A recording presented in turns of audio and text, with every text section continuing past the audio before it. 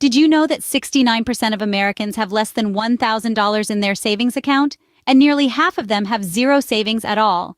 Welcome to Online with Teresa, where we break down the barriers between you and financial freedom.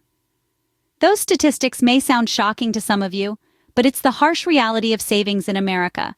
A sizable proportion of our population is living paycheck to paycheck, barely making ends meet, let alone setting money aside for savings. This is a precarious position to be in, as it leaves one vulnerable to unexpected expenses, sudden job loss, or other financial emergencies. But let's take a moment to ask ourselves, why is saving money so important? Is it just for emergencies? While it's true that having an emergency fund is crucial to weather any financial storm, saving money extends beyond just that. Imagine a life where you're not constantly worrying about your next paycheck, where you can afford to take that dream vacation, or buy that house you've always wanted. That's financial freedom, and the path to achieving it starts with saving money.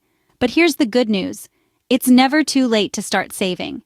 Whether you're in your 20s just starting out, in your 40s with a family to support, or in your 60s looking at retirement, there's always room to improve your financial health.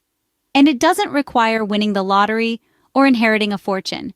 It all starts with making small, consistent changes to your spending habits. So why do so many Americans struggle to save?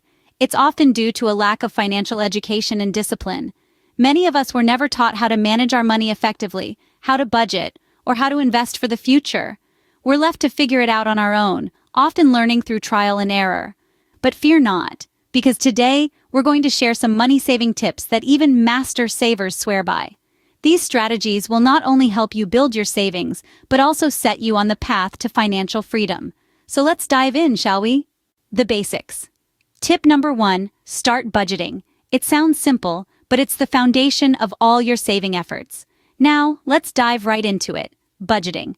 This word might sound intimidating to some, but believe me, it's simpler than you think. It's the act of planning how to spend your money, and it's vital to becoming a master saver. So how do you create a simple budget? Well, you start by figuring out how much you earn each month after taxes. This is your take-home pay. Once you've got that number, you divide it using the 50-30-20 rule. This rule is a straightforward guideline for managing your money. Firstly, 50% of your income should go to your needs. These are the things you can't live without, like rent or mortgage, utilities, groceries, and health insurance. Secondly, 30% of your income should go to your wants. These are things that are nice to have but not essential, like dining out, vacations, or that new gadget you've been eyeing. Lastly, 20% of your income should go to savings and debt repayment. This is the part where you pay yourself first before anyone else. Now, the benefits of sticking to a budget are enormous. It gives you control over your money.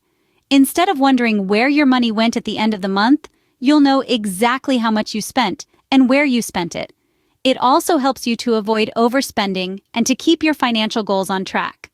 A budget also helps you prepare for emergencies. When unexpected expenses pop up, and they will, you'll have the funds to cover them without going into debt. Moreover, a budget can help you feel more at peace. Money issues often cause stress, but with a budget, you can make financial decisions with confidence. Remember, a budget is not a restriction, but a liberation from financial stress. So, start budgeting today and take the first step towards becoming a master saver. The intermediate level. Tip number 2, cut down unnecessary expenses. Now, this doesn't mean you have to live like a monk. We all have our guilty pleasures, those little indulgences that seem to make life a bit sweeter. However, when we're trying to save money, it's important to separate our needs from our wants. Imagine this. You're wandering through a store, and you spot a shiny new gadget that you're convinced you absolutely need. But do you really need it, or do you just want it? This is where the distinction between wants and needs comes into play. A need is something essential for survival, like food and shelter. A want, on the other hand, is something that we'd like to have but can live without. That shiny new gadget might be tempting, but if you're honest with yourself, you'll probably admit it falls into the want category. So, what are some common, unnecessary expenses that we can trim down? Let's break it down. First, take a look at your subscriptions. Are you subscribed to multiple streaming services? Do you really need all of them, or could you cut back to just one or two? Next, consider your dining habits. Eating out or ordering in can be a real budget buster. Try cooking at home more often. Not only is it cheaper, but it's usually healthier too. And then there's the daily coffee run. If you're buying a $5 latte every morning, that's around $1,000 a year. Brew your own coffee at home and you'll save a bundle. Finally, let's not forget about retail therapy. Shopping can be a stress reliever for some, but those impulse buys can really add up. Try to resist the urge to splurge. Remember, it's not about depriving yourself of everything you enjoy. It's about making smarter choices and prioritizing your spending. Find a balance that works for you. The money you save from cutting down these expenses can significantly boost your saving efforts. The advanced level. Tip number 3, invest wisely. Saving money is just half the battle. Growing it is the other half. Investing is the key that turns the door to financial independence. When you invest, you're putting your money to work. Instead of letting it sit idle in a savings account, you're allowing it to grow and multiply. Think of it as planting a seed.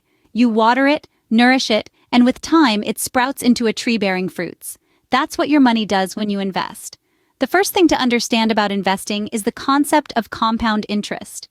It's a powerful tool that can significantly boost your savings over time. Compound interest is the interest you earn on both your original money and on the interest you continually accumulate. It's interest on interest. Over time, it can turn even a small amount into a substantial sum. Now let's talk about the benefits of long-term investing. The market may fluctuate in the short term, but over the long haul, it has historically trended upwards. Long-term investing allows you to ride out these short-term fluctuations and benefit from the overall growth of the market.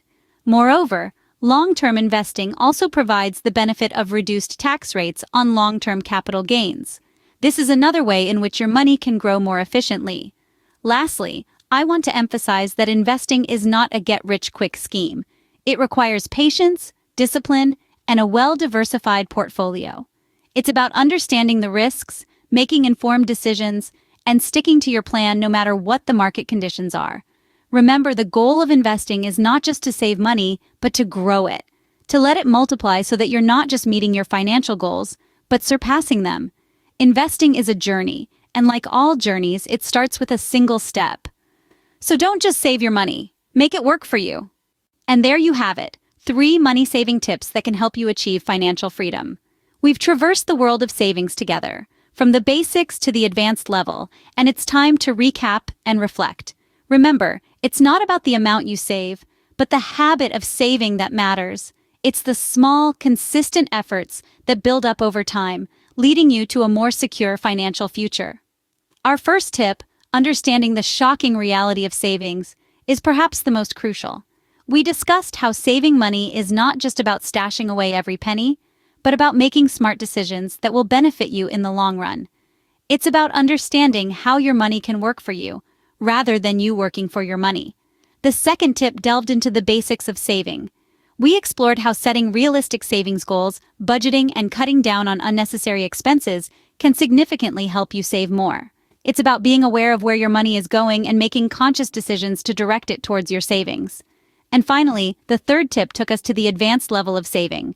We discussed how investing your savings wisely can exponentially increase your wealth. It's not about getting rich quick, but about understanding the power of compound interest and how it can make your money grow over time. Now, it's time for action. Start implementing these tips today. It's never too late to start saving, and every little bit counts. Remember, your journey to financial freedom is a marathon, not a sprint. Take it one day at a time, and before you know it, you'll see the fruits of your labor. Thank you for joining us today. If you found these tips helpful, please subscribe to Online with Teresa for more financial advice. And don't forget to comment down below your favorite tip, or if you have any questions. Here's to your journey to financial freedom.